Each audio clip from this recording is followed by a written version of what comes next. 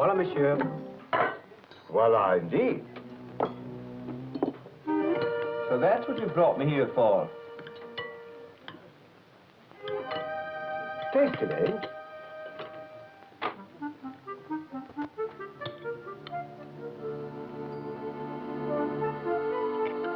Well? Not bad, but I've tasted eel before. That, my dear fellow, is the difference between the palate of a common or garden inspector and the delicate taste buds of the head of the Department of Queer Complaints. That is not eel. What is it then? Rattlesnake meat.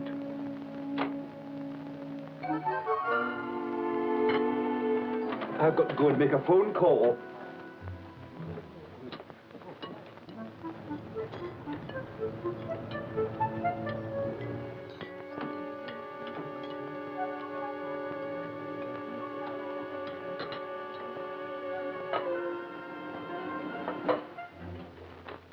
Please excuse.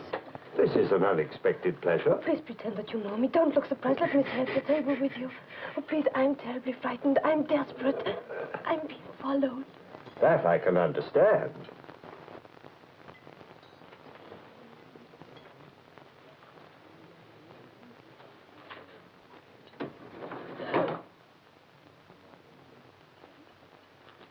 Oh, please don't let anybody know that you don't know me. Would you like something to drink or eat? Please, hold my hand. Pretend to speak to me of love. Pretend? Do you prefer the spiritual or the biological? Who are you? Where are you from? And before this goes too far, perhaps you'd like to know who I am. No, I would not. I wish merely your help.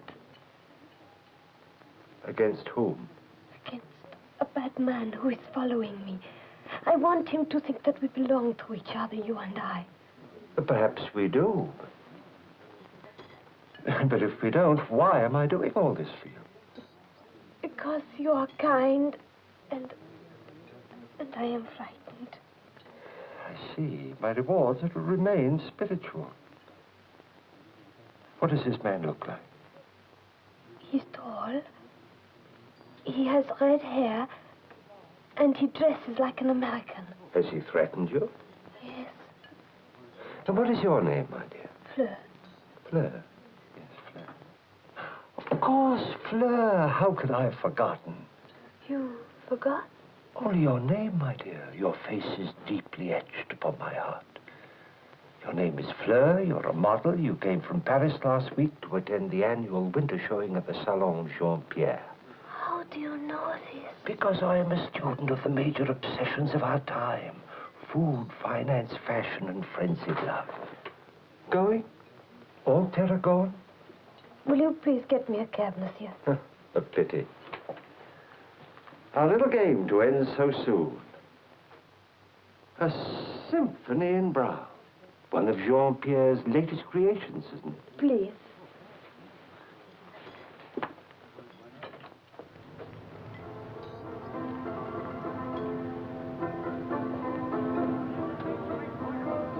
Down you standard, blank right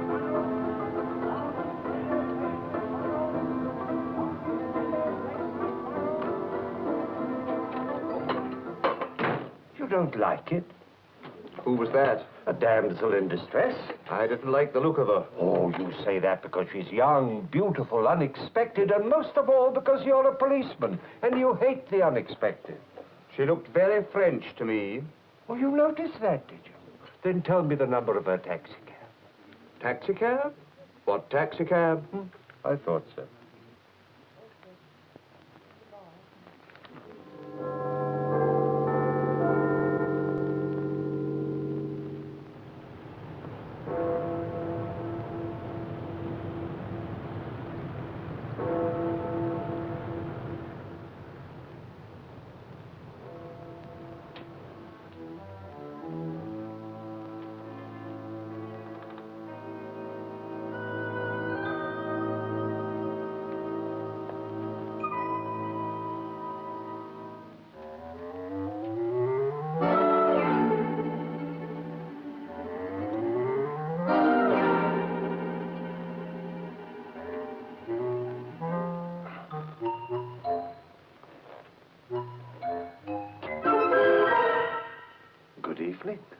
Don't move.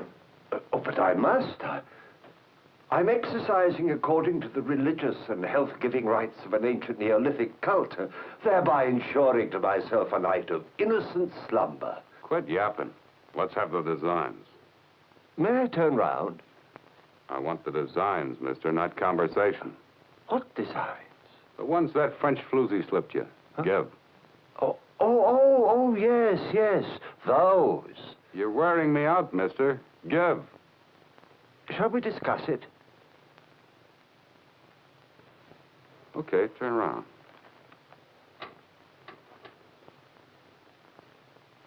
Here's a red rose to go with your pretty red dressing gown. To say nothing of your flaming red hair. Thank you. Thank you. Take less time to look than to ask.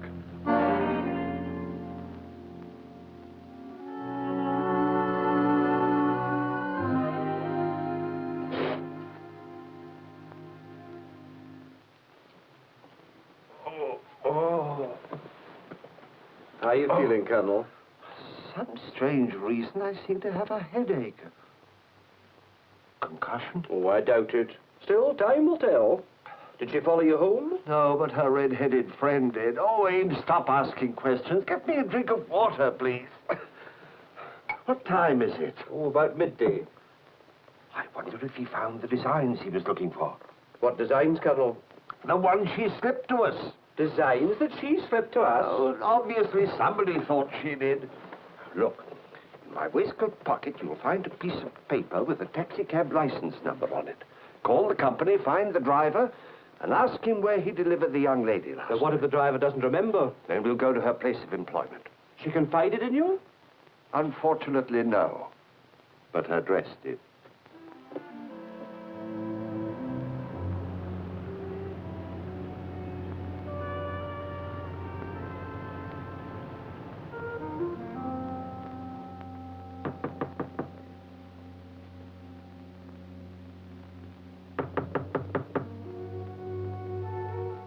No one at home.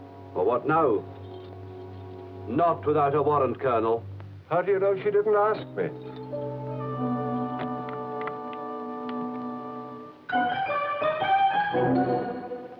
I'm afraid her red-headed friend paid another visit last night.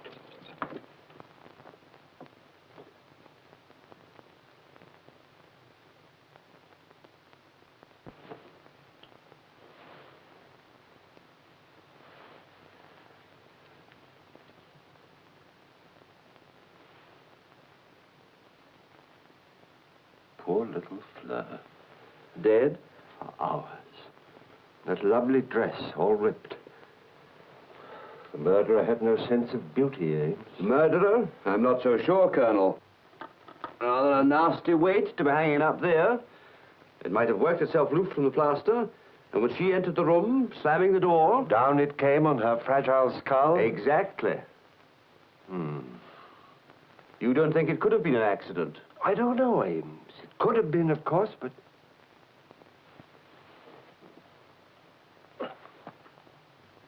Look at that. There's a shoe. What of it? Use your eyes, man. Well, I see a purple shoe. Maybe a funny shape. Doesn't it strike you as extraordinary? Well, not particularly. It strikes me that women will wear anything these days.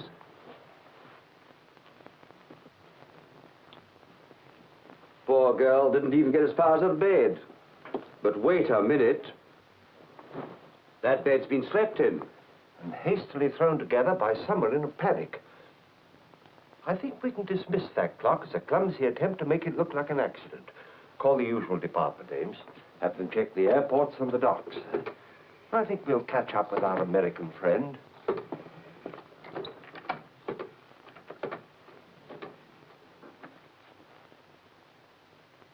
See you later, Ames. I'm going home to dress.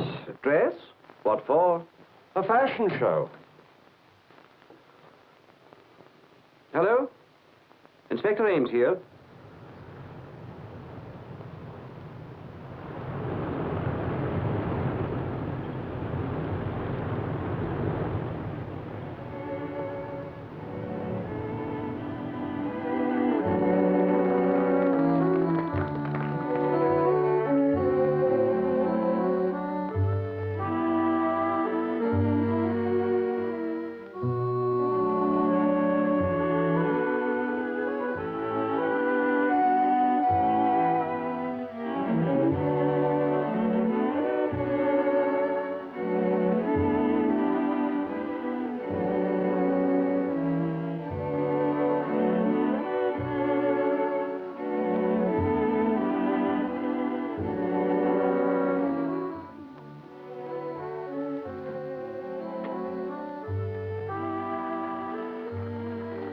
Excuse me, mademoiselle. Have you seen Fleur? Fleur. Elle est disparue? She's gone. She's went away. Ah.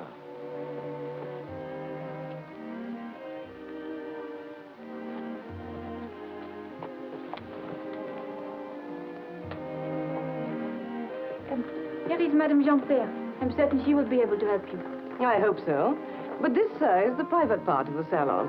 The place for the guests is on the other side of the door. But I am not a guest, Madame Jean-Pierre. My name is March, Department of Queer Complaints, Scotland Yard. I made no complaint. Not even a queer one. One of your mannequins did. One of mine? But who? Have you no reason to suspect any of them? Not the slightest. Not even Fleur? Fleur? I don't know where she is. Not only didn't she show up today, but she made off with one of my most important dresses. Where is she? Where we will all be someday. She's dead. Silence! Absolument!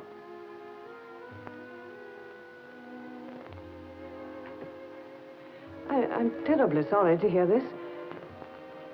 What's this all about? Fleur is dead. Dead? It's impossible. My husband, Jean-Pierre. I've always admired your genius for making fashion even more fantastic. Yes, but what happened? When did this... She was murdered sometime last night. I would like to ask a few questions. Will you come into my office, then? What did you know about Fleur? What is there to know?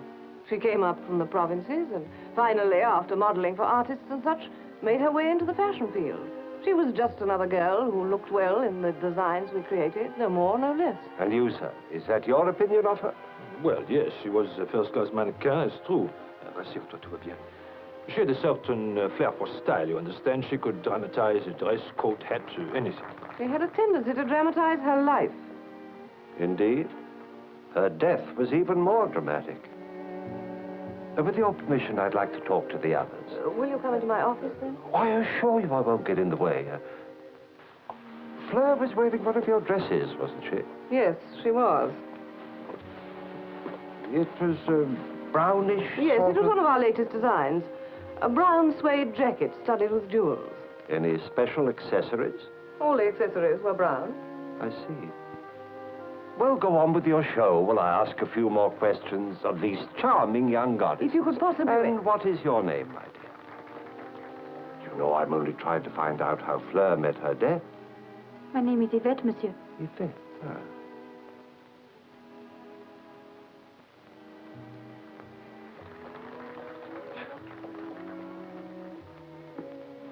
Now, who do you think would want to kill a pretty young girl like Fleur? No one, I hope. No one. But someone did. It is horrible. Quite. How long have you worked here? For 3 years. That is in France. But sometime I come with them to London for a showing. And Fleur? About the same. 3 years. Was she on good terms with Monsieur and Madame? She was an employee like the rest of us. With a difference. What kind of difference? Jean-Pierre permitted her to wear anything she wanted. Any time that she wanted. Any place that she wanted. Oh, isn't that rather unusual? Not when there is a little difference. How was she killed? Brutally. Monsieur. Monsieur, Yes? Madame hated her.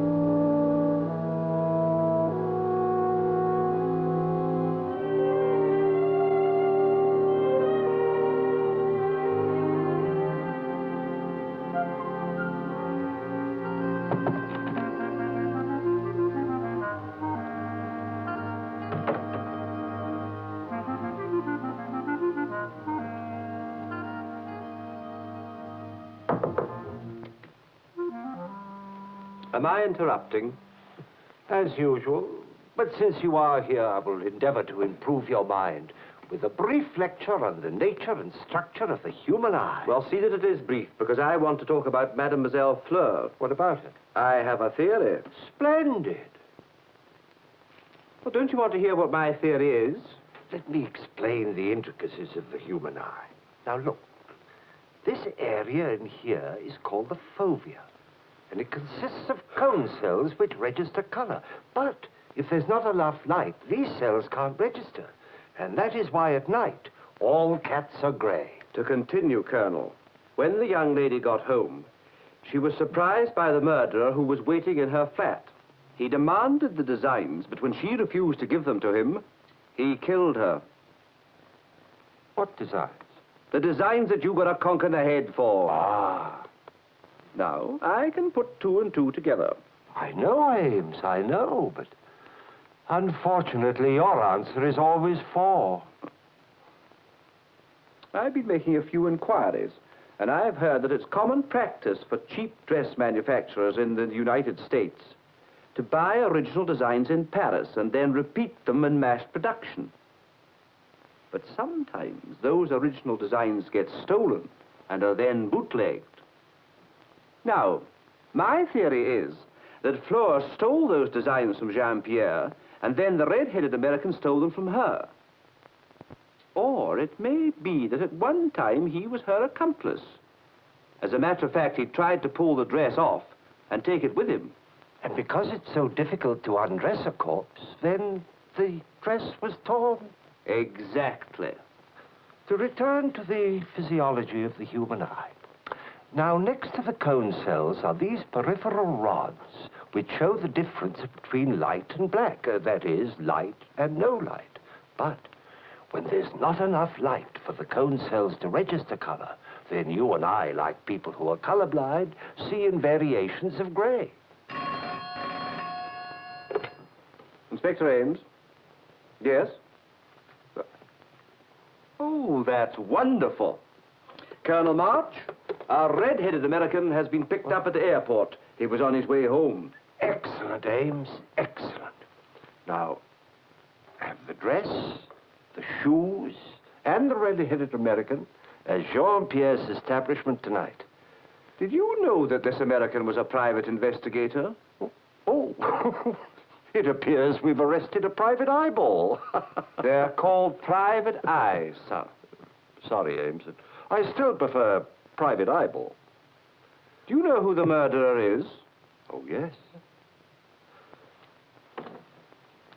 Well, would you mind telling me? Oh, you'll be there tonight, Ames. You'll learn. Learn what? That at night, all cats are grey.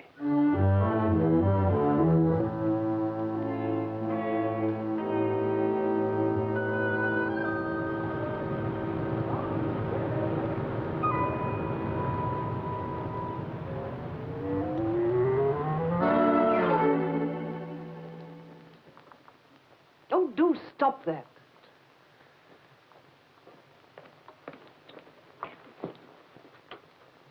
Well, now that we're all here... By the way, Ames, what's your friend's name? His name is Darrow, and he calls himself Red Darrow. I'm a private investigator from the States. And just what are you investigating, Mr. Darrow? My relations with my clients are confidential. Well, confidentially, let me warn you you that can't hang anything on me. Or even hang you.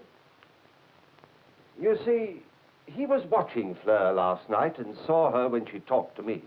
Then he broke into my flat, and not finding what he was looking for, he rather impetuously assaulted me. I made a mistake.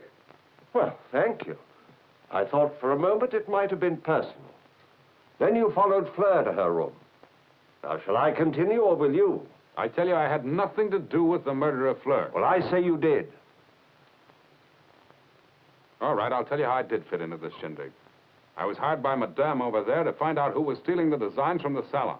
What did I tell you? I gathered that. I got a line on Fleur, and I found out she had the new design. And you followed her home and killed her. But how did she come to let you in? She was afraid of you. I let myself in, so what does that prove? I found her just like you did, stretched out cold, and figuring this rap was too tough, I took off. Well, if the jury free you, well and good. By the way, Madame Jean-Pierre, did you hire him? Yes. Find out who was stealing the designs, but not to commit murder. That all you hired me for? Shut up. Well, this is getting interesting. What else did you find out, Mr. Darrow? Just the usual. Monsieur and Fleur were that-a-ways and living it up a little. I beg your pardon. Lovey-dovey behind the old lady's back. Oh. That's a lie. How dared you hire a detective? Because you've been a fool. I was sick of you. I'm sorry, Colonel. I didn't mean to drag in our personal problems. Personal to you, madame, but fatal to Fleur. Colonel March, are you seriously suggesting that I murdered her? Well, after all, madame, you will admit you had motive? Jealousy, perhaps? Well, it's absurd. We shall see.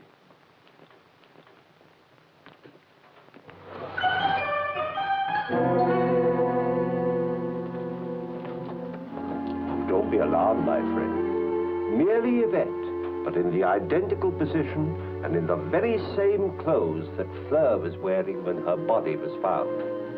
I don't believe you. This is a hoax. I'll never believe you found her that way. Why do you say that, madame? Well, look at those shoes. Purple. Fleur would never have worn purple shoes with that brown dress.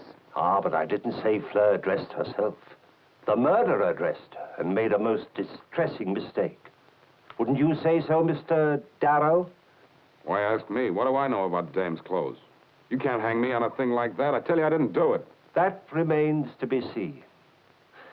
But since this whole case hinges on the magical properties of the human eye, I propose to conduct a small experiment in color with 2 pairs of shoes.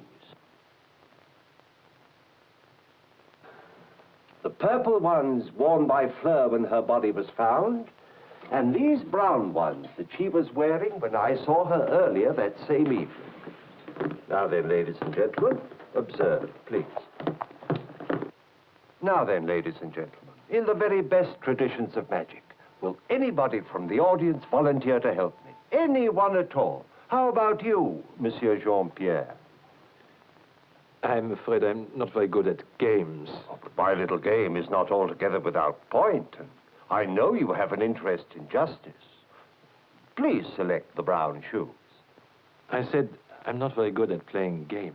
But surely we'll have no difficulty in telling the brown shoes from the purple ones. Is it possible that, like the murderer, Monsieur Jean-Pierre is colorblind? Take him in, Ames.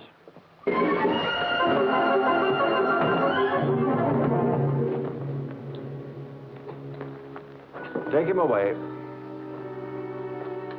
Fortunately for you, Madame Jean-Pierre, I discovered that colorblindness is very rare amongst women. Ah, effects. Now, my dear, it was obvious to me from the very start that the solution of this case lay in... You take it, my dear, and I'll tell you the whole story over dinner.